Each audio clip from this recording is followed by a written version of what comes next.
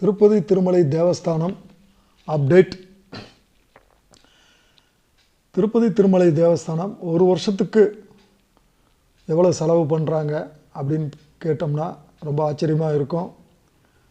அவங்களுடைய அடுத்த வருஷம் 2025-26 இந்த 1 இயருக்கு உண்டான அவங்களுடைய வரவு செலவு கணக்கு வந்துட்டு 5258 கோடியே 68 லட்சம் ரூபாய். இந்த அளவுக்கு பணங்கள் அங்கே புரளுது. அதே போல் இன்றைக்கு முக்கியமான அப்டேட் என்னென்னா, மெட்ராஸில் இருந்து ஒரு பக்தர் 1 கோடி ரூபாயும், ஸ்ரீலங்காவில் இருக்கிற ஒரு பக்தர் 1 கோடி ரூபாயும் கொடுத்துருக்குறாங்க. அதே மாதிரி ஒரு 45 லட்சம் ரூபாய் நோய்டாவில் இருக்கக்கூடிய ஒரு பக்தர் கொடுத்துருக்கிறாரு.